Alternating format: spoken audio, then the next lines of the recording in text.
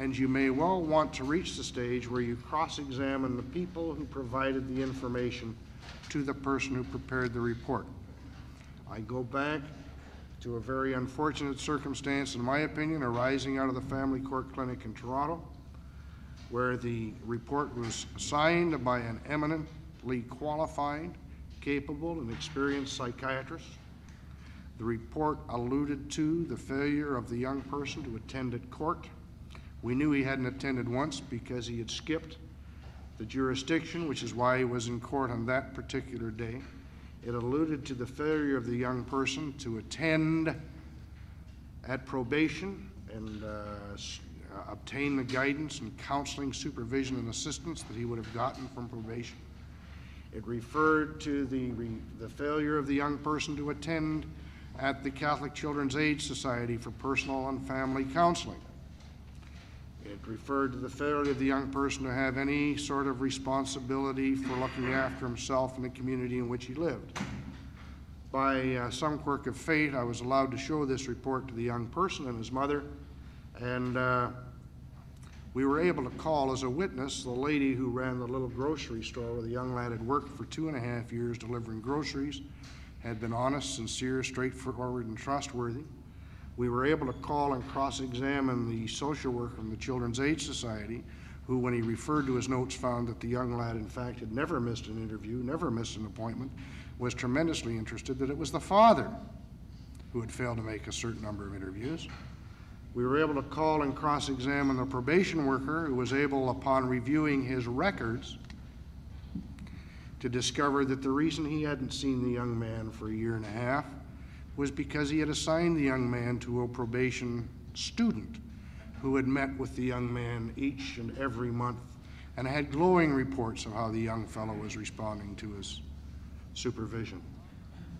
The doctor who had signed the report was called as a witness, came into the courtroom, and before he could be examined, made a statement and said, "Just before we begin, there was one thing I would like to say.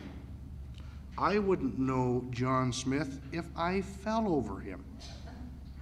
I'm the team leader. I have nothing to do with seeing the person. I assess the information that my associate brings to me." And what happened in this case, I think, is purely human nature. We do it all the time.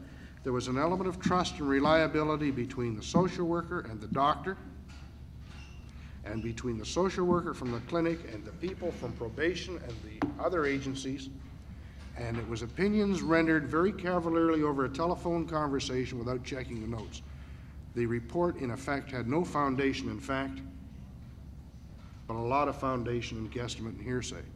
So your obligation to look and consider the routine and area that you will cross-examine in relation to these reports is absolutely, it's just absolutely important. You take a look at these. Don't take it for granted.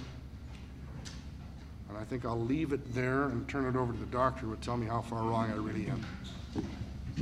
That's right. Tell a horror story about a doctor and then turn it over to the doctor.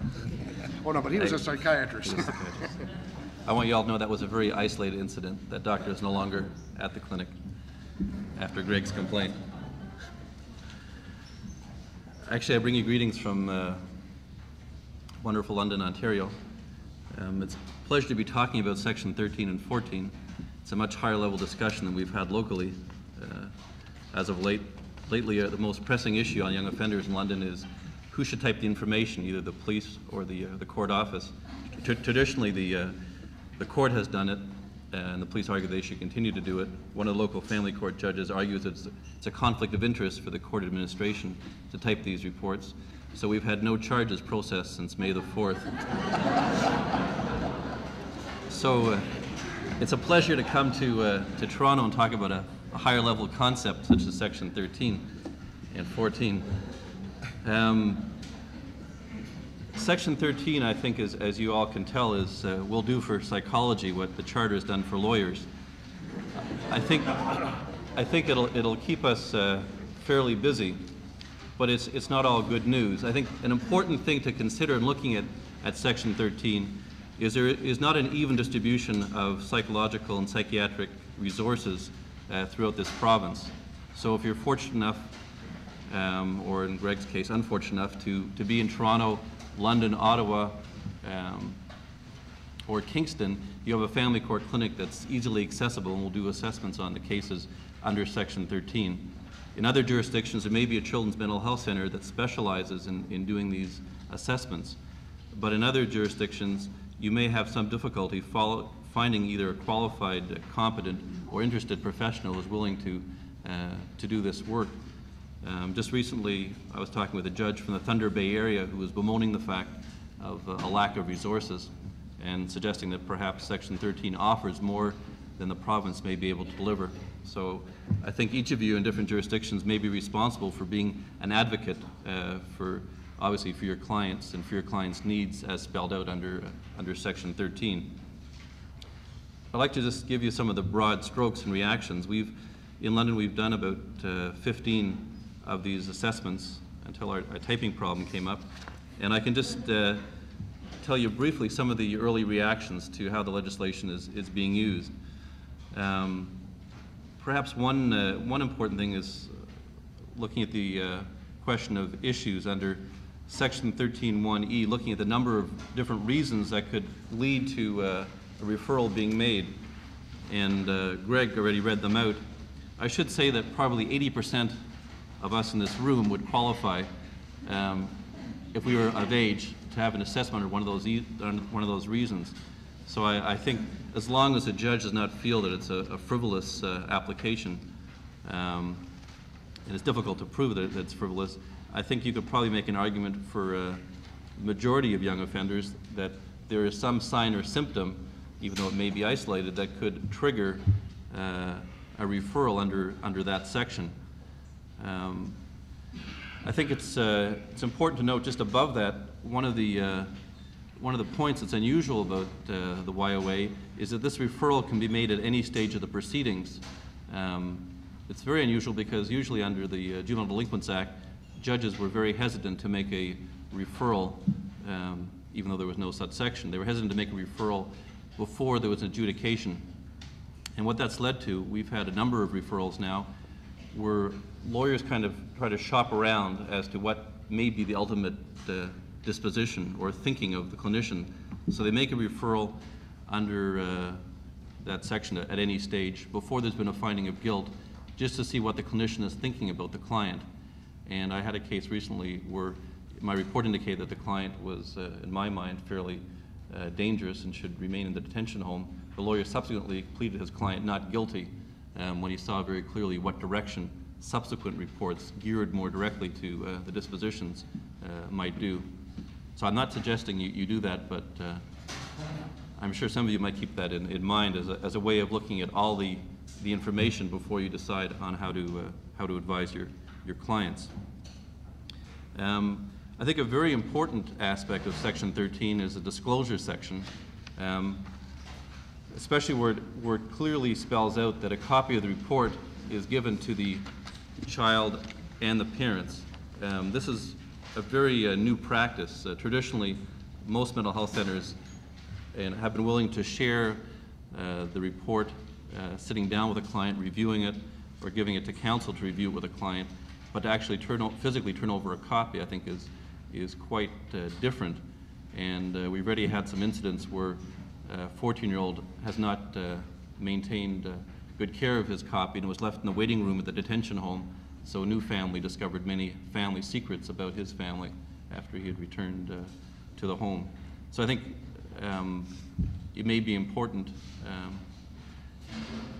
that clients may have to be instructed to really guard their copies carefully and store it in a safe place so they can destroy it in 2 years' time as required by law. I think one of the things that we're finding with that section is people are changing how they're writing the reports. The reports have become much more superficial and much more vague in what's reported. And I think there's some parallel to what's happened in this province with the Ontario school record, where the minute it was made open to pupils and their parents, the information in it was watered down quite a bit. And I think you're going to be looking at a very similar trend in Section 13 reports. I've noted it in my clinic, and the Toronto clinic has indicated a similar trend. And you may really have to do a lot of work then in cross-examination to really tease out perhaps more relevant information that may help you in your case. Or on the other side, the Crown may tease out information that may help them in their case. I don't think there'll be very many applications under Section 13.6 to withhold any part of the report. I imagine the information will just be missing because probably not many clinicians will want to spend their time going through a hearing within the hearing to deal with whether or not something should be held back or not. So I think that'll become more theory than practice in most jurisdictions. Maybe more of a practice in this area. I think under Section 5, cross-examination, I think that's something that most of you should delight in. You know, I think it's important that clinicians are in court and are able to defend their reports. I brought along a copy of some questions that you should think about asking the clinician who's prepared the report. And I give you these in the hope that none of you are from London and will ever use these against me. Will you all briefly swear that the information you're about to receive... Is there anybody here from London? Okay, I'm safe. Do you have friends in London? One of the first questions in cross-examination, and this in a part relates to qualified individuals, you should not let somebody do an assessment or let them be considered a qualified individual unless they really specialize in the area of children and adolescents. That anybody who comes to court, be he or she a psychiatrist, psychologist, social worker, and thinks that adolescents are short adults,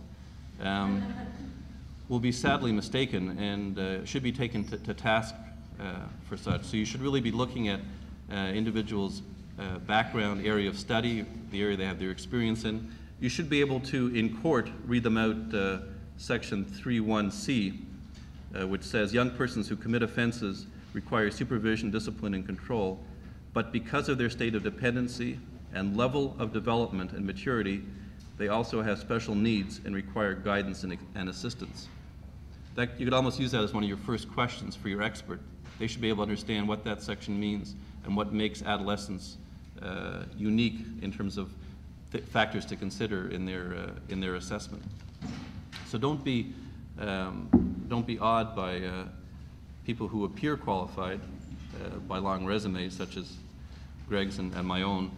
Make sure that they're dealing in the children's area or the adolescent area. Other important things to look for. One thing I'd also suggest, if the disposition that's being suggested to the court, if there's one implied in the report, is severe, I think it's always wise, if possible, to get a second opinion from another psychologist, psychiatrist, or social worker, just to review the report and to give you some helpful hints for cross-examination. You should, anybody who reports that they have done projective testing with any subjective interpretations should be taken to task. Anybody who does their assessment in a one-shot deal, such as the 1-hour interview with very little background information, no interview with the family, again should be taken to task. I think it's one of the favorite questions that some of the more adversarial lawyers in our area ask local psychiatrists is, how long did you spend with this child? The answer sometimes is 1 hour or an hour and a half. And then the next question is, how long will your recommendations affect this child? And if somebody's recommending custody, you could be looking at 2 years, potentially 3 years. So there should be some clear association between the length of time and thoroughness of the assessment and what the potential consequences are to that client. Beware of the 1-hour interview. Again, as the example that Greg gave, the isolated incident he reported, it should be clear that if somebody has consulted other people's opinions and reports before they've done the assessment, there is some potential that they may be biased and they've gone into the assessment with some bias. If they have if they haven't referred to those previous reports, you can also criticize them in cross-examination for not being aware of all relevant background. Let's face it, in cross-examination you can get us coming and going, and that's one of the beauties of the art. Another very important dimension is if the client's being held in the detention home, it's really important that the clinician has taken into account how the client's emotional state may have been influenced by their stay in the detention home. I couldn't stress that enough. We've done some local research that in fact suggests the children who do worse in the detention home, the children who do worse in secure custody settings, are often the children who least require those settings. In some ways they're much more mature, much better developed, and they resent the degree of interference in their life. In many cases, the children who don't require it, who do require the detention home, do very well there, follow the routines, somehow enjoy the structure and security of the detention home. And that's important to consider because, in fact, the reverse often happens in courts.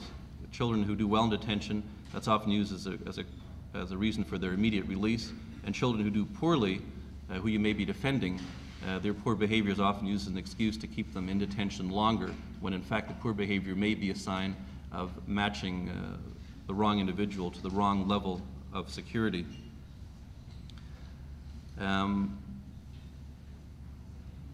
Again, it's important to look for cultural differences. If for example, your client is native, you should be aware of what kind of tests were used, what kind of interview styles were used, whether or not those test interviews accounted for cultural differences that may bias the results. One last thing that very rarely comes up in court, but I think should come up more often, is you should be aware under Section 13 or even under 14 whether or not the person appearing in court has a conflict of interest. And I'll give you two examples of someone doing an assessment or a predisposition report that has a conflict. One example is that the level, if somebody who's giving the report is a civil servant and their recommendations may be bound by funding requirements by their agency, that, for example, placement X or Y may be available at $100 a day to help in the rehabilitation of your client, but under the internal policies of the ministry, that's too much money to spend on this client, and therefore the report and the recommendations you may be receiving may be somewhat limited by that inherent bias. Again, this happens. It's an unwritten thing at a very informal level, but it happens every day in our courts. The other issue, this is probably more addressed to Crown attorneys than defense counsel, is the issue of policies which may hamstring people doing assessments. If, for example, the author of the assessment is a civil servant who's trying to keep the numbers of people going to training school down, that may rarely come up as an option.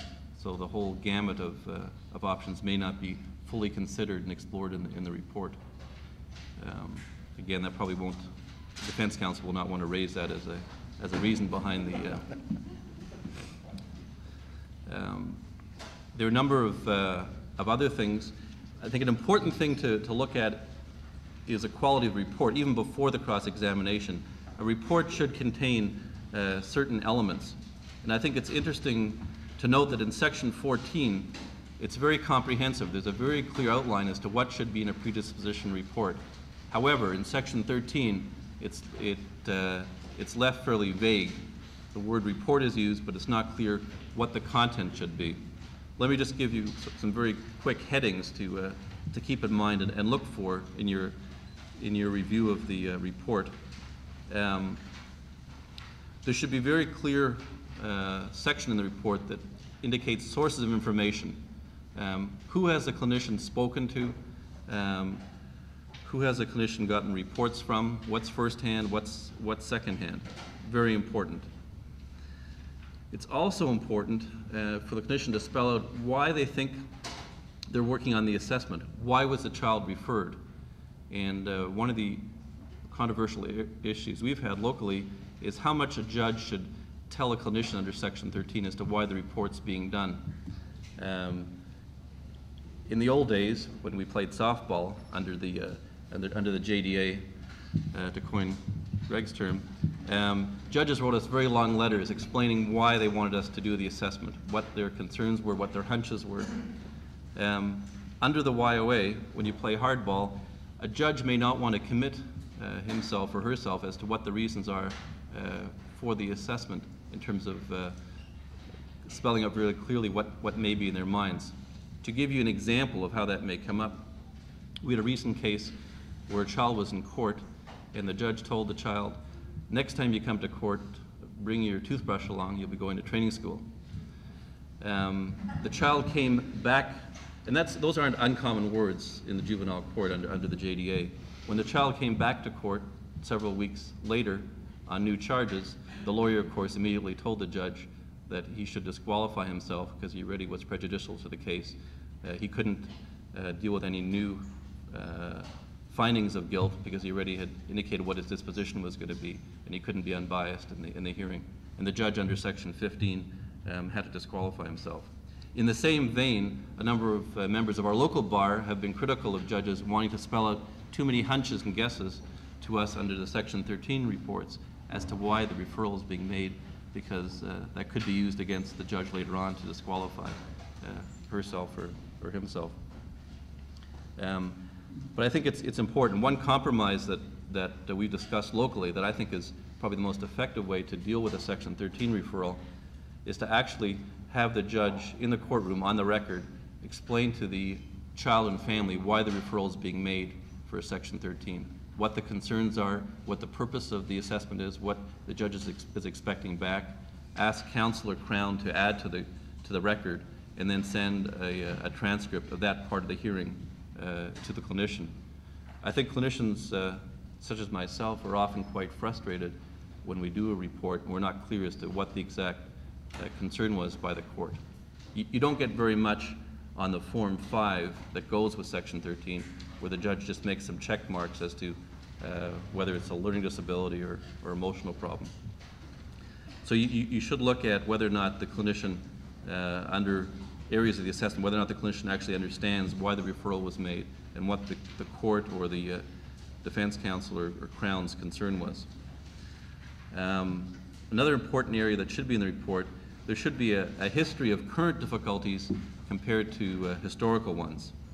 Look, you'd expect a good Section 13 report to differentiate between immediate crises in a child's life from more distant, long-standing crises. And you want to make sure that somebody hasn't seen a client at their worst and doesn't have enough background information to look at that in perspective of the individual's history.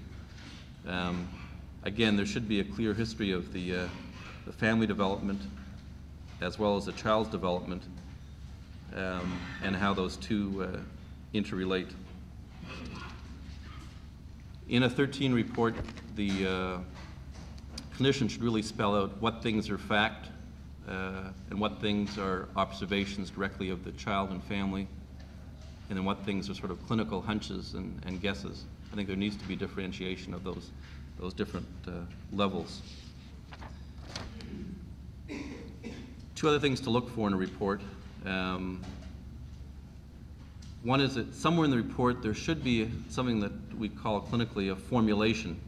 And what I mean by formulation, there should be some attempt to integrate all the findings and explain in everyday language as to why that clinician thinks the child got in trouble with the law and what should be done to prevent future conflicts under the YOA. Somehow somebody has to pull it all together and spell out a rationale for the antisocial behavior. If that doesn't happen, then any suggestions for remediation won't make very much sense. The last thing I suggest looking for in a report, even though it's not clear in Section 13 as to whether or not there should be recommendations spelled out, I think a good clinician should spell out some recommendations for the court to consider without feeling that they're infringing on judicial territory. So I think there should be a very clear outline as to what the assessment means in terms of actual services that a child may need and what actually is available out in the community for that child. I think without that information, the assessment process is a fairly meaningless exercise.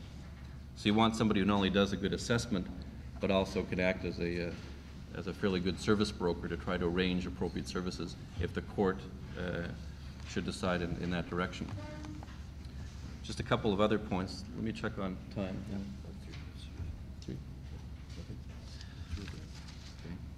Let me just wrap up some other points briefly. One of the important things related to what I said about recommendations, I'm not sure to what extent clinicians under Section 13 are going to be asked to give recommendations as to Section 20 dispositions. For example, should clinicians be saying, well, this child needs 1 year secure custody, this child needs a year and a half? I think what is fair to say is that there is a lack of good Canadian research that would really guide people in saying, well, this person needs 6 months, this person needs 1 year. We're certainly missing that data, not only at the adult level, but definitely at the adolescent level. So that may be a need for a future area of research.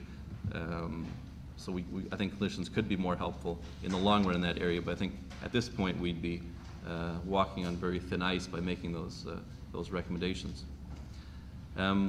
Let me just make two brief comments about Section 14. 14 is spelled out very clearly. Under the JDA, when probation officers did social histories, it was left very vague to the extent that I think the wording was investigations as may be required by the court. Under Section 14, there's a very comprehensive outline as to what is required in the predisposition report, and I think most people would welcome that fact. I think one of the things to consider is the area of recommendations under Section 14. Although Greg has pointed out that recommendations should not be made under Section 14, or that would be his interpretation, there's enough other room that recommendations may be implied. For example, if one was to spell out the availability of community services and the willingness of the young person to avail himself or herself of those services, I think implied in that is pretty clearly, if a youth court worker writes a report that says no facility in this city is prepared to touch John, I think there's something implied to the judge in that report. And so I would make you all aware, if you're not aware already, that there's a lot of hidden recommendations. And I think it'll be even though people in the adult system have learned not to walk on judges' toes in terms of sentencing recommendations, I think juvenile probation officers have had more latitude, and it may be a longer period of adjustment before they learn not to do that, depending on the jurisdiction they work in. I could go on for hours, but I only had 3 minutes left, so maybe I'll leave it at that and pursue things during questions.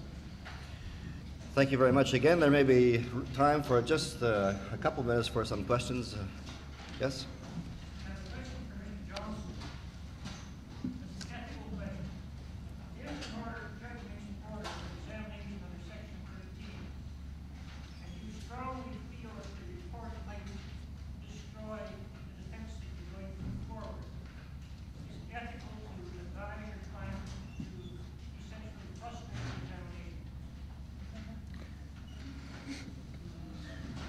I think that one would advise their client that it would not be to the client's advantage, so far as you see it, to go any further than is necessary in providing information required for the examination. Yes, I would tell a client, quite frankly, that taking a look at the whole thing, there's no advantage to cooperating, and that if he shouldn't frustrate it, at least he shouldn't do anything to advance the investigation. I don't think there's anything improper with that at all. I see Leo McGuigan over there, and Leo and I had somewhat a similar situation in the adult Although I finally made the fateful decision of allowing Leo's psychiatrist to see him, and he paid more than the defense did. No, I think you can advise him, and I think you should advise him that you're advising in the whole outcome of the thing, and the bottom line is a finding of guilt. The bottom line is a conviction. Okay. Want a second opinion? Sorry. Yes. Go ahead. No, it's okay. All right. This is really a practical question. I wonder whether or not family clinic would still be available in these types of proceedings, or would counsel actually have to choose a clinician in conjunction with the prosecutor? Actually, how would it work in terms of who would be used? It may vary from jurisdiction to jurisdiction. I know in London, the court clinic gets named, or myself, or designate. So the facility is seen as the one doing the assessments. So what you were referring to then was an independent report that defense counsel could obtain prior to this going through the court system? No, I think I was referring to other jurisdictions where there may not be a court clinic available. Judge Beaulieu would probably have more experience in the Toronto area as to what. Well, I think the Toronto area is not too dissimilar from what happens in London, but I think it's important to remember that it will really vary according to the services and resources available in your local community. Even in Toronto with a family court clinic, if you prefer to go the route of an independent or to get an independent assessment to test out what is being reported by the clinic, then so be it. But I think in some of the areas outside of the major cities, the problem really is the availability of resources. Just seems to All right, me, one more, Lou, sorry. I'm sorry, it seems to me that the requirement is that the examination be done by a person, not a clinic. Mm-hmm. So that the doctor who is removed as the team leader may at least have to see Team the concept may individual be this endangered, time. Yes. Yes. Except in the clearest possible case, I would find it very difficult to not discuss with the client that aspect of the report which is withheld, but not withheld from counsel, and yet know how to go about conducting the rest of the defense. For one thing, the information withheld may have been withheld on incorrect grounds, and you can't know that unless your client, who is probably best qualified to know whether that is true, is able to comment upon it, and yet there seems to be some, the word conspiracy is not used in the wrong sense, but some tacit agreement that you'll play ball and not let your client know something that may very well be considered by the court without the client ever having the opportunity to combat it. You have no knowledge outside of your client. And how the courts expect counsel to defend the client to withhold information and then see the case go down because of that information is something I don't know. I think, I guess, two comments, and Greg may have some cases to refer to, but I think generally speaking, it's not going to happen very often. I know clinically, most clinicians recognize the terrible bind that a lawyer would be in to have information that he can't share with his client. So I know, speaking personally from clinicians in the London area who work on this, we wouldn't do that to a lawyer. We wouldn't put a lawyer in that bind. So I think we'd recognize that it's a terrible bind to put someone in. The problem is alluded to, but the answer to your conundrum is not disclosed. In the case of Allan and the Advisory Review Board, which is referred to on page 114 in the material of Mr. Justice Arnott. This is the Advisory Review Board at Penetang. Says, while it may place lawyers in an awkward situation, one can envisage cases where information might be disclosed on terms that it not be disclosed to the client. And if you've ever had the pleasure of doing an Advisory Review Board hearing in front of Mr. Justice Haynes and a group, where they sit with a stack of materials 2.5 times as high as that, and say, now, what do you have to say about what we have in here? But you can't see what we have in here because it might do somebody some harm if you saw it, but we're willing to give you a hearing. You understand that theoretical conundrum that could arise. Read Abel, Mr. Justice Arnott said it's a tough problem. That's what you got your license to practice for. Okay, we'll rise for 10 minutes for the afternoon stretch. Don't go away, there's more interesting material to come. Thank you very much. All right, ladies and gentlemen, we still have some very interesting material to cover. It's my pleasure at this stage to introduce to you the chairman of the next section dealing with dispositions, reviews, and appeals. Mr. John C. Pearson is a graduate of the University of Toronto, Osgoode Hall, York University, called to the bar in 1978, and from that time to the present has been employed as a Crown Counsel with the Crown Law Office, the Criminal Section, with the Ministry of the Attorney General for the province. He's a member of the Attorney General's Advisory Committee on the Young Offenders Act, an associate editor of the Motor Vehicle Reports. He's a real driver. He's participated as a speaker at programs on the Young Offenders Act, Crown Attorneys Associations, the Federation of Law Societies of Canada, on and on and on and on. It's a pleasure, Mr. Pearson, to see you back again, and I turn the chair over to you. Thank you, Your Honor. With me on my left is Marc Rosenberg, who's also a graduate of Osgoode Hall, a partner in the firm of Greenspan Rosenberg, a very active criminal appellate lawyer and trial lawyer. In addition, he's the editor or co-editor of a number of legal publications, including the WCBs and the Canadian Charter of Rights annotated, and he's also lectured and taught all over Canada. On my right is Jeffery Wilson, who once again is a graduate of Osgoode Hall Law School. I suppose you can blame that institution for all the mistakes that we make. In any event, he restricts his practice to family and child law, and he is the editor and author of a number of publications dealing with family law, very active and I might say outspoken critic of the juvenile justice system, and he has a number of outspoken things to say about the Young Offenders Act. As His Honor indicated, we're going to be dealing with dispositions, appeals, and reviews, and perhaps I could indicate the format we're going to follow, and that's basically in each area we're going to spend a few minutes discussing the legislative scheme of the YOA for those who aren't familiar with it in the particular area, and then address some practical issues which we see arising from the Act. So Jeff, would you start us off by commenting on the sections of the YOA which deal with dispositions? Sure. I don't believe I'll be nearly as outspoken as John would like me to be. I propose to deal with sections 20 to 24 of the Young Offenders Act, and to do so with some remarks that contrast the Young Offenders Act with the Juvenile Delinquents Act.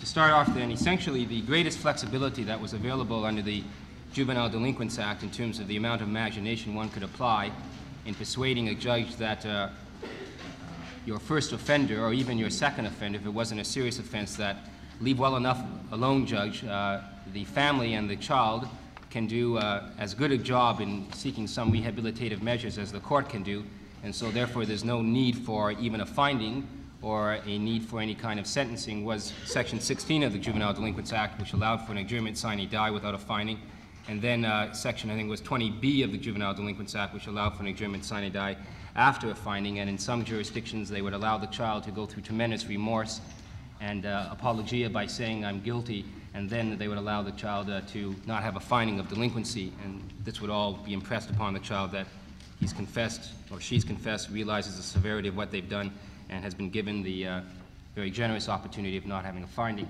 Well, the adjournment sine die provision is gone. It doesn't exist anymore, and what is available as a substitute, or arguably a substitute, is absolute discharge provision under Section 20 sub 1 sub A, and it was always unclear as to whether discharge provisions were available under the Juvenile Delinquents Act. And there is no such thing, as I read the Act in the dispositions, and certainly stand to be corrected, as a conditional discharge, as in the Criminal Code, but a combination of Section 20 sub 1 sub A, the absolute discharge, plus the last section, 20 sub 1 sub L, which gives the judge the power to order anything, any condition upon the child, might be used together because they may not be inconsistent. The court can't order 3 or 4 dispositions that are inconsistent with one another, but an argument could be made that let's have an absolute discharge and at the same time, under the last subsection, impose various conditions upon the child some of which are that he has to see a counselor once a week, various other terms that you don't want to have as a probation order, that the child will attend a certain kind of school, those kinds of formats that will be persuasive to the judge that enough rehabilitation is going on that the judge can order an absolute discharge. Now, I'm not clear, and I pose this just as a question, whether the imposition of a absolute discharge is restricted as it is under the criminal code, so that you cannot order, as you know, an absolute discharge for offenses for which the punishment is greater than 14 years. And I'm not clear when I read the Young Offenders Act, and particularly the section that makes it quite clear that the criminal code does not apply, whether that same limitation is applicable with respect to young offenders. Now, arguably speaking, if you have that serious an offense, a judge may not be inclined to grant an absolute discharge, but if you balance a serious offense with some good effort on the part of the family and counsel in coming up with a very intense plan of rehabilitation, then maybe there could be an argument that there's nothing in the Young Offenders Act, as I read it, that restricts absolute discharges to offenses other than those where the offense is greater, the liability is greater than 14 years, so why not grant an absolute discharge, even though it is a very serious offense? The other aspect that's, and probably the most important, I'm under a time limitation here in terms of what I can say to you, but the major difference, or one major difference in dispositions as far as I'm concerned on the sentencing stage, is that the court under the Young Offenders Act, let alone the government, has no power of funding. There's no funding allocation, and there was an argument under the Juvenile Delinquents Act, Section 20, Sub 2, that the court could order the municipality or the parent to pay for the cost of education, and that went all the way to the Supreme Court of Canada, and the argument that constitutionally the judge didn't have power. But there were still opportunities to distinguish that case in different circumstances. It doesn't matter.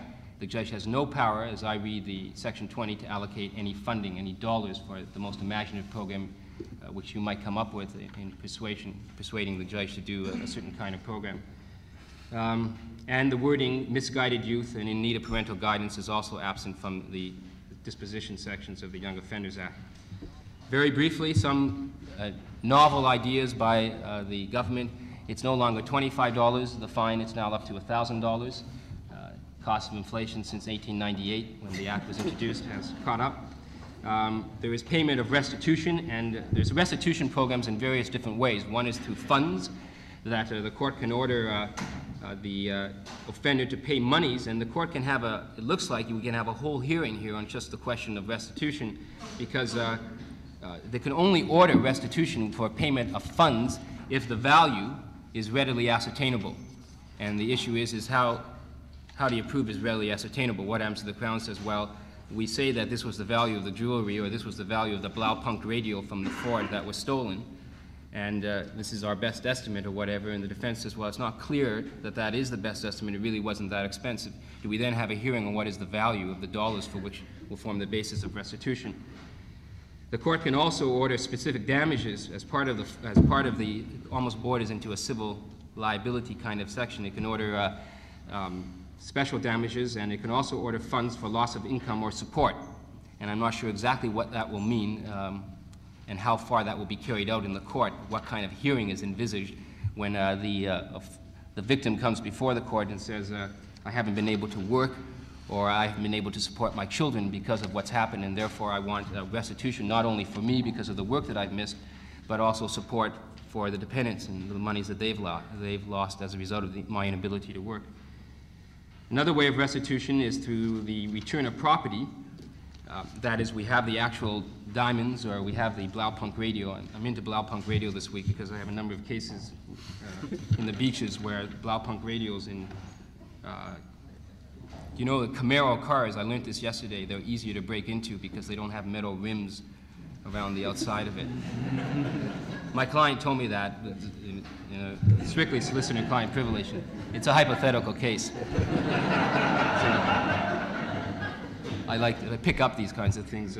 But in any event, the return of property, and it's interesting, the code, the Young Offenders Act, allows us to even provide restitution to the innocent third party. So if the Blaupunk radio is taken from the West End, and it's given, it's a 15-year-old takes the Blaupunk radio and he gives it to the other villain who's in charge of this whole plan to pick up Blaupunk radios and sell them, and then that person sells it to his assistant, and then that citizen sells it to some innocent person on the street, and somehow we can trace all of that, then the court can order restitution by way of payment of the amount of the innocent party paid to the villain through the offender who's before the court.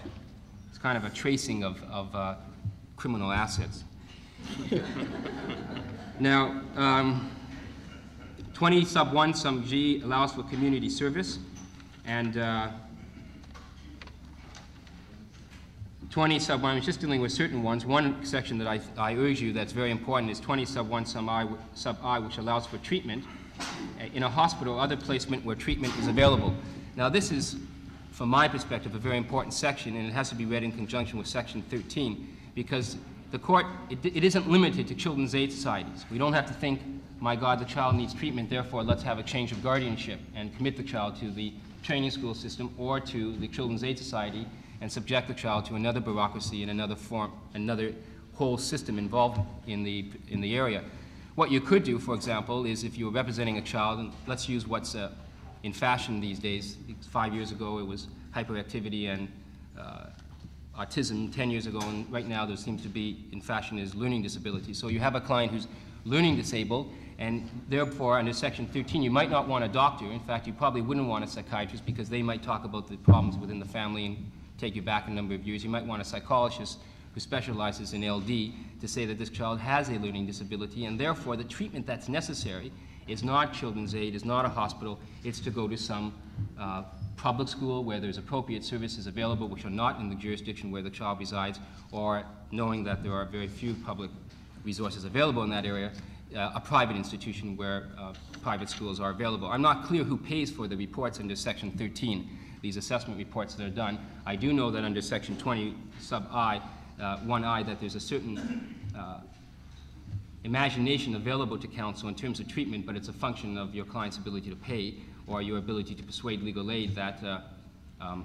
paying $7,500 for the child to go to a private school makes more sense than paying for the child to go to training school, which costs about $120 a day, which was my last estimate on the per diem rate for a training school, or to go to a youth dale, which was about $85 under the Children's Mental Health Centers Act. And so in the long run, the community actually gets a better deal, assuming that in both cases, there's really no guarantee that the child will be rehabilitated in any event.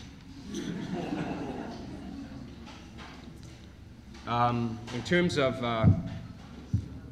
getting serious about the more serious sentences available, there's a 2 years maximum under 20 sub 3. 20 sub 3 of the Act, 2 years maximum, and there's a 3-year maximum. It's just not clear about this right now.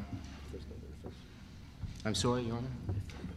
Yes, if there's another offense, there's a 3-year maximum, and if you have a whole bunch, if there's simultaneous offenses, and the maximum disposition is 2 years unless there's another offense where it's 3 years, and disposition includes not only custody or open or secure custody, but it also includes a treatment program, as I read the Act, or it includes probation, or includes any condition imposed upon the offender. There's a maximum of 2 years unless there's another offense, whereas 3 years. Now, and this is binding when the child becomes an adult. 20 sub 2, I urge you to consider because it provides for something that I'm not clear is really that evident with respect to adults, and that is 20 sub 2 says that a disposition made under this section shall come into force on the date on which it is made or on such later date as the youth court specifies therein. Well, in my limited experience in the adult court, that might be analogous to a suspended sentence with certain conditions, and then if the adult doesn't comply with those conditions, the matter can be brought back to court. But this seems to envisage 20 sub 2, the possibility that a youth court judge could provide for a schedule of conditional sentencing. That is, okay, I'm persuaded, counsel, by your argument that if the child goes to this school or this facility, there's a great likelihood, or there's as much as likelihood as anything, that we can do what we want to do here, rehabilitate and deter. But if he doesn't go to that school, then 3 months from now, and I'll give him 3 months, then this is what is going to occur. Or that something will occur 4 months down the road. Or you can say to the court, well, look, I want the child, here's my plan, Your Honor, 3 months doing this, which is more intense therapy, or a more intense environment. That is, we'll go from youth dale for 3 months, and after the youth dale, if there are no problems, then I want you to impose a condition upon the child that he'll be able to go to this special private school. And so you have a consecutive number of, or graduation of sentences of a less severe nature over a period of months to a maximum of 2 years.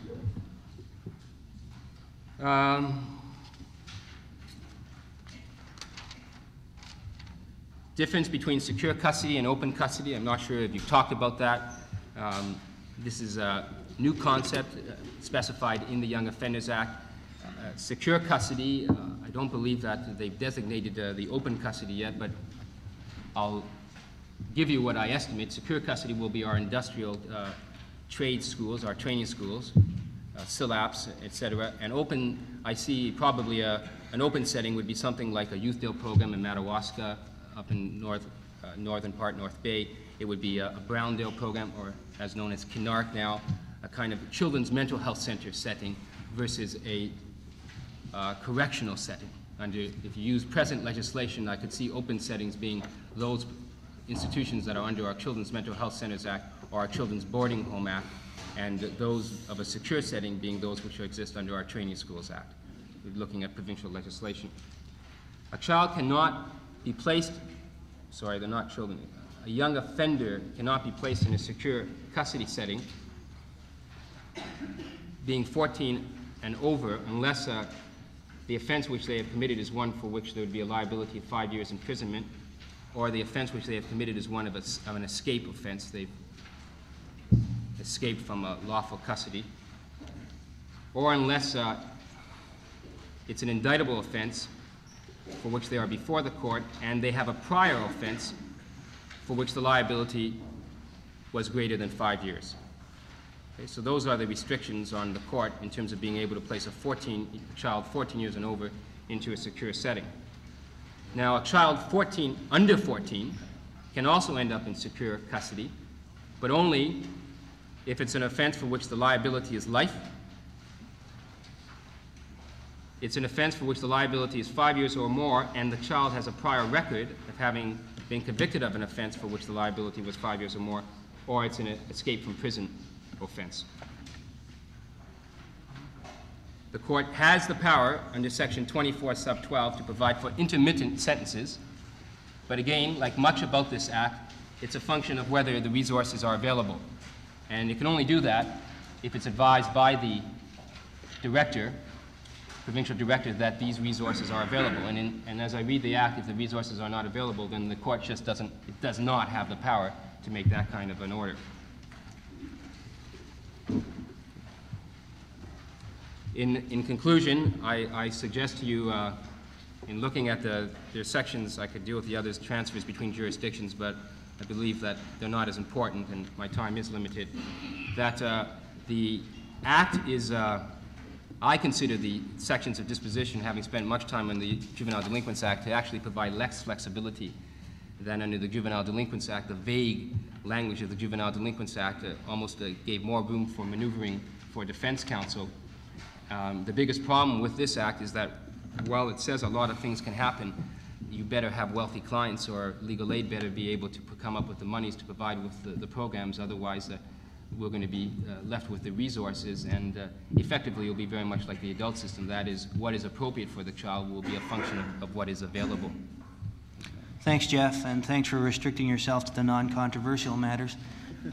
To clarify one matter, the maximum sentence is 2 years unless the young person is convicted of an offense which would result in life imprisonment were the young person an adult, and that's when a 3-year sentence can be imposed. Thanks.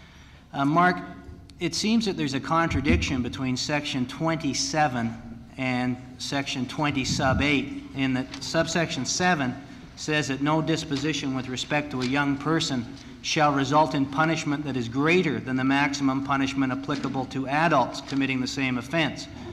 But subsection 8 says that the penalty provisions for summary conviction offenses contained in 722 of the Code do not apply, suggesting that the youth court is not limited by 722 in the case of summary convictions. Do you see that as a contradiction, and if so, how can it be resolved?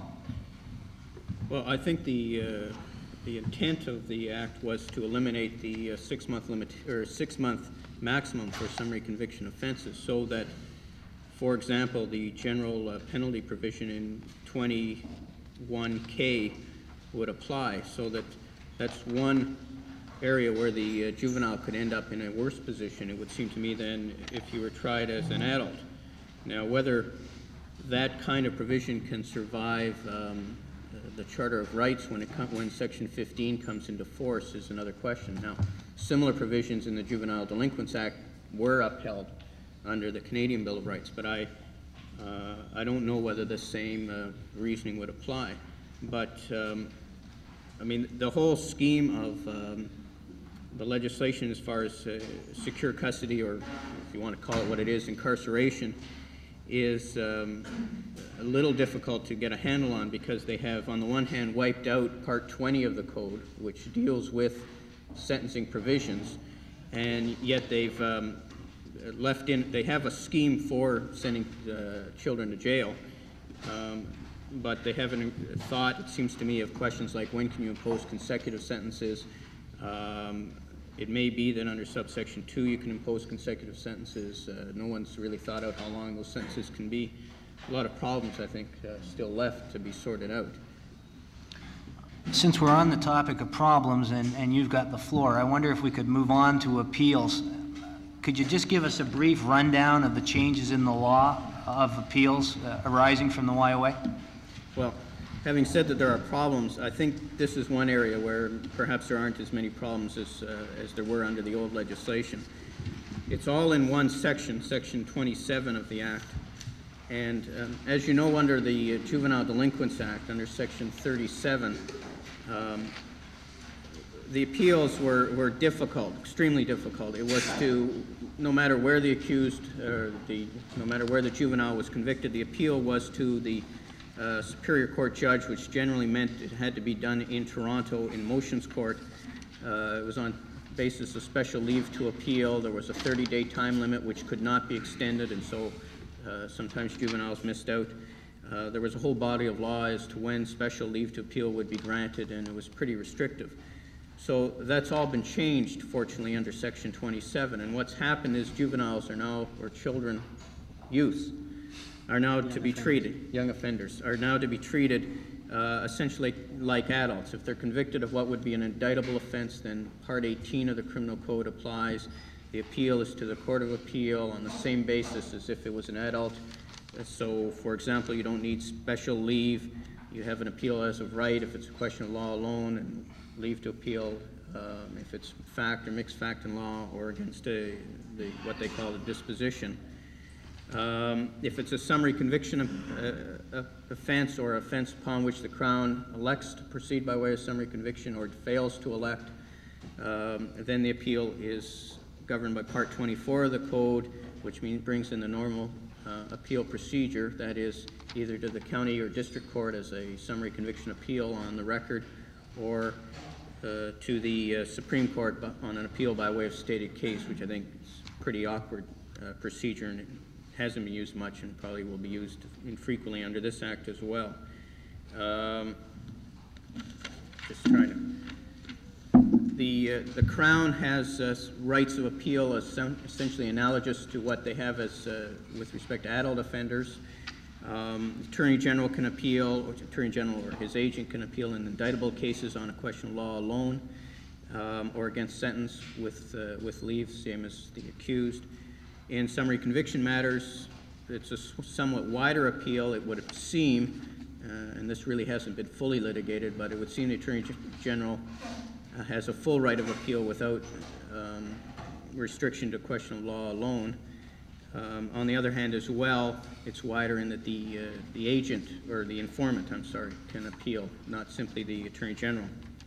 The time limits are the same now. I would expect you can get your extension of time from the 30-day period.